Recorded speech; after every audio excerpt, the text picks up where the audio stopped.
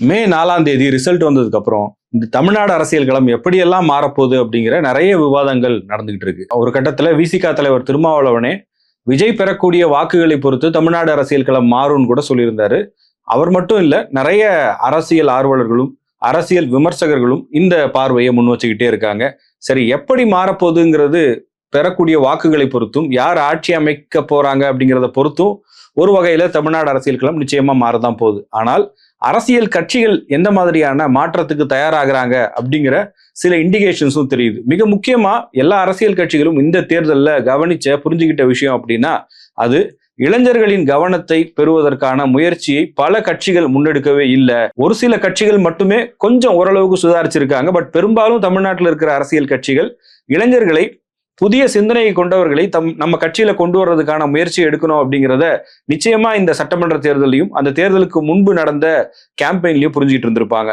ஒவ்வொரு காலகட்டத்திலையும் 18 இருந்து 25 வயதுக்கு உட்பட்ட முதல் முறையாக வாக்களிக்கக்கூடியவர்கள் பெரும்பாலும் ரேண்டமா தான் ஓட்டு போட்டு பழகுறாங்க அப்படின்னு நிறைய பேர் சொல்றாங்க. நிறைய இடங்கள்ல ஒவ்வொரு வாக்காளர்கள் பேசும்போதும் நம்மளால அதை புரிஞ்சுக்க முடியுது. ஏன்னா அவங்களுக்குன்னு சொல்லி எந்த ஒரு அரசியல் கட்சி மீதும் பெரிய ஈர்ப்பு இருக்காது, அரசியல் சார்பு தன்மை இருக்காது, அரசியலை சீரியஸா பாக்குற எண்ணமும் இருக்காது.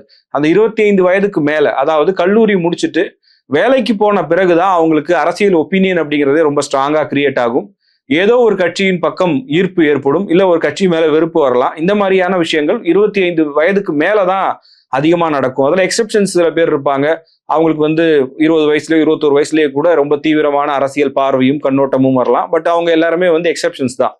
அந்த வகையில இந்த சட்டமன்ற தேர்தலில் வரப்போற முடிவுகள் என்பது அரசியல் களத்தை பெரிய அளவுக்கு மாற்றப் போவது உண்மைதான். ஆனால் ஒவ்வொரு அரசியல் கட்சிகளும் தங்களை மாற்றத்துக்கு உட்படுத்தணும் அப்படிங்கிற ஒரு முக்கியமான பார்வையும் முன்வைக்கப்படுது. இப்ப தமிழ்நாட்டுல ஆளுங்கட்சியா இருக்க திமுகவை பொறுத்த வரைக்கும் இதை ஓரளவுக்கு முன்னாடியே கணிச்சிட்டாங்கன்னே சொல்லலாம். அதனாலதான் இளைஞர் அணியை வலிமைப்படுத்தக்கூடிய பல வேலைகளை கடந்த 2 வருஷமாவே திமுக முன்னெடுத்தாங்க.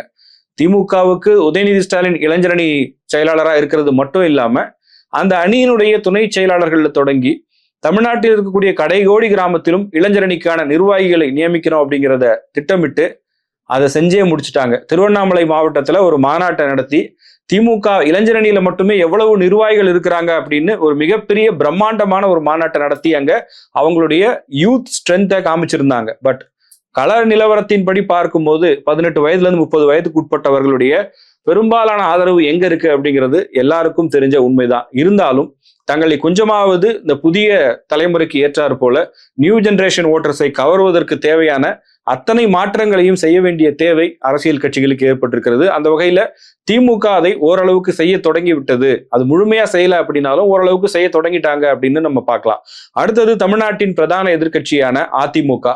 அதிமுகவில் முதல் கேள்வியே இன்னைக்கு இருக்கிற இளைஞர்கள்ல அதிகம் பேர் வாக்களிக்காமல் புறக்கணிக்கப்பட்ட கட்சியாக எது இருக்கும் அப்படிங்கிற கேள்வியை முன் வச்சா அந்த பதில் மூலமாகவே நீங்க தெரிஞ்சுக்கலாம். உங்களுடைய சர்க்கிள்ல, உங்க வட்டத்துல போய் கேட்டு பாருங்க. யாருக்கு ஓட்டு போட்டோன்னு கேட்டா எந்த கட்சி பேரை அதிகமானவர்கள் சொல்லுவாங்கன்னு நமக்கு தெரியும். அதற்கு அடுத்தபடியா எந்த கட்சி இருக்கும் அப்படிங்கிறது நமக்கு தெரியும். ஆனால் எந்த கட்சியினுடைய பேரை பெரும்பாலான இளைஞர்கள் சொல்லவே இல்லை அப்படின்னு நீங்க யோசிச்சு பார்த்தீங்கன்னா இதற்கான பதில் கிடைச்சிரும். அதிமுக எம்ஜிஆரால் தொடங்கப்பட்ட அதிமுக அதன் பிறகு ஜெயலலிதாவுடைய தலைமையிலும் சரி தொடர்ந்து பல ஆண்டுகளாக இளைஞர்களையும் இளம் பெண்களையும் ஈர்க்கக்கூடிய ஒரு கட்சியாக இருந்து வந்திருக்கிறது. ஆனால் இன்னைக்கு சூழல் அப்படி இருக்கா? இளைஞர்களுக்காக என்னென்ன விஷயங்களை செஞ்சிருக்கோம், இல்ல இளைஞர்கள் ஈர்க்கக்கூடிய தலைவர்கள் யார் இங்க இருக்காங்க அப்படின்ற கேள்வியை அதிமுகவினரிடம் முன்வைத்தால் அவங்க கிட்ட என்ன பதில் இருக்கும் அப்படிங்கிற கேள்விதான் வருது. பொதுவா இளைஞர்களுடைய வாக்குகளை பெறுவதற்கு கவர்ச்சிகரமான விஷயங்களை அறிவிப்பாங்க வாக்குறுதிகளா. அவங்க செக்மெண்ட்ல என்னென்ன விஷயங்கள் இருக்கோ அதை பத்தி பேசுவாங்க. ஆனால் இந்த தேர்தல் நேரத்துல எடப்பாடி பழனிசாமி என்ன சொல்லி இளைஞர்களை தனக்கு ஓட்டு போட சொன்னாருன்னு நம்ம யோசிச்சு பார்த்தோம்னா அதற்கான விடையும் கிடைச்சிடும். உங்களுக்கு எல்லாம் ஆல் பாஸ் போட்டேன்பா, கொரோனா பேட்ச் நீங்கெல்லாம், உங்களுக்கு ஆல் பாஸ் போட்டவங்களை மறந்துட்டீங்களே அப்படின்னு சொல்லக்கூடிய இந்த ஸ்டேட்மெண்ட் அப்படிங்கிறது சொல்றதுக்கு வேற எந்த விஷயமுமே இல்லாம இதை சொல்லி எடப்பாடி பழனிசாமி இளைஞர்களை தன் பக்கம் ஈர்க்கிறாரா அப்படிங்கிற ஒரு கேள்வி நிச்சயமாக வரத்தான் செய்கிறது. இதற்கு அடுத்தபடியாக இருக்கக்கூடிய காங்கிரஸ், பிஜேபி மாதிரியான தேசிய கட்சிகள். பிஜேபி எடுத்துக்கிட்டோம் அப்படின்னா அண்ணாமலை மாநில தலைவராக இருந்த போது பிஜேபியில் இந்துத்துவா சித்தாந்தத்துக்காக போறாங்களோ இல்லையோ அண்ணாமலையினுடைய ஒரு தீவிரமான அரசியல், அவர் பேசின அதிரடியான திமுக எதிர்ப்பு, இதற்குன்னு சொல்லி ஒரு கூட்டம் அங்க இருந்துச்சு. ஆனா அண்ணாமலை பிஜேபியின் தலைவர் பொறுப்பிலிருந்து விடுவிக்கப்பட்ட பிறகு அந்த இளைஞர் கூட்டம் இன்னமும் அங்க இருக்கிறதா அப்படிங்கிற கேள்வியும் வலுவாக முன்வைக்கப்படுது. அதனால பிஜேபியும் கூட இந்த தேர்தலுக்கு பிறகாக கட்சியில் அதிரடியான மாற்றங்களை கொண்டு வருவதற்கான வாய்ப்பு இருக்கிறது. ஏன்னா தமிழ்நாட்டுல அண்ணாமலையை தவிர்த்து விட்டு பார்க்கும்போது பிஜேபி லீடர்ஷிப்ல எல்லாருமே சீனியர்ஸ் தான். பெரும்பாலானவர்கள் இன்னைக்கு இருக்கக்கூடிய யங்ஸ்டர்ஸோடைய பொலிட்டிக்கல் ஆஸ்பிரேஷன்ஸை புரிந்து கொள்ள முடியாத தலைவர்களாகத்தான் இருக்கிறாங்க அப்படிங்கிற ஒரு பார்வையும் முன்வைக்கப்படுது. காங்கிரஸை பொறுத்த வரைக்கும் ராகுல் காந்திக்கு தமிழ்நாட்டில் எவ்வளவு பெரிய ஒரு செல்வாக்கு இருக்கு அப்படின்னு தெரியும். தமிழ்நாட்டு இளைஞர்களால் பெரிதும் நேசிக்கப்படக்கூடிய ஒரு நேஷனல் லீடரா ராகுல் காந்தி இருக்கார். ஆனால் காங்கிரஸை ரெப்ரசன்ட் பண்ணக்கூடிய தமிழ்நாட்டில் ராகுல் காந்தி வழியில் அல்லது காங்கிரஸில் மாநில அளவில் யாராவது இளைஞர்கள் ஈர்க்கக்கூடிய அளவுக்கான தலைவர்கள் இருக்கிறார்களா, அதற்கான முயற்சியை காங்கிரஸ் மேற்கொண்டிருக்கிறதா அப்படிங்கிற கேள்வியும் பெரிய அளவுக்கு முன்வைக்கப்படுது. நாட்டுக்கு சுதந்திரம் வாங்கி கொடுத்த கட்சி, பல 10 ஆண்டுகளாக ஆட்சியில் இருந்த கட்சி, இந்தியாவில் இன்னைக்கும் பல்வேறு மாநிலங்கள்ல செல்வாக்கோடு இருக்கக்கூடிய ஒரே கட்சி அப்படின்னா பிஜேபிக்கு அடுத்தபடியா அது காங்கிரஸ் ஆகத்தான் இருக்கும்.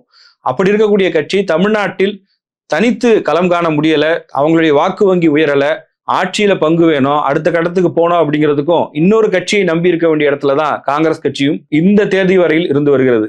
அவங்களுக்கான ஒரு யூத் ஃபேஸா யார் இருக்காங்க அப்படிங்கிற ஒரு கேள்வி வருது. இப்ப சமீபத்துலதான் இன்னொரு செய்தியை நம்ம பார்த்திருப்போம்.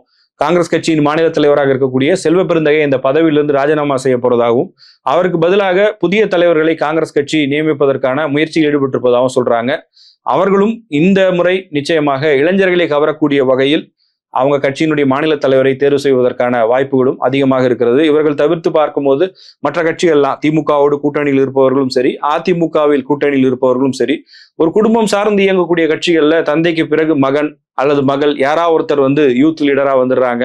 அந்த சமூக பின்னணியிலிருந்து வரக்கூடிய கட்சிகளுக்கு இளைஞர்கள் ஏதோ ஒரு வகையில அந்த கட்சியில சேர்ந்துடுறாங்க. பட் ஒரு மாநிலம் முழுக்க ஆட்சி அமைப்பதற்கு நேரடியாக சக்தி வாய்ந்த கட்சிகளாக இருக்கக்கூடியவர்கள் ஒவ்வொரு தேர்தலிலும் இந்த இளைஞர்களை தங்கள் பக்கம் கொண்டு வருவதற்கான முயற்சியை பெரிய அளவுக்கு செய்யாம ட்ரெடிஷனல் ஓட் பேங்கை மட்டுமே நம்பி இருந்ததனுடைய வெளிப்பாடுதான் இன்னைக்கு தாவேகா பின்னாடி இவ்வளவு பெரிய இளைஞர் கூட்டம் போவதற்கான ஒரு வாய்ப்பு அப்படிங்கிறத இன்னைக்கு சமூகத்துல அரசியலை கூர்ந்து கவனிக்கக்கூடிய எல்லோராலுமே ஏற்றுக்கொள்ளக்கூடிய ஒரு கருத்தா இருக்கும். நீங்க என்ன நினைக்கிறீங்க? இளைஞர்களை ஏற்றுக்கொள்ளக்கூடிய இல்ல இளைஞர்களுக்காக யோசிக்கக்கூடிய அரசியல் கட்சியாக ட்ரெடிஷனல் பார்ட்டிஸ்ல எந்த கட்சியை பாக்குறீங்க அப்படிங்கிறத கமெண்ட் செக்ஷன்ல சொல்லுங்க.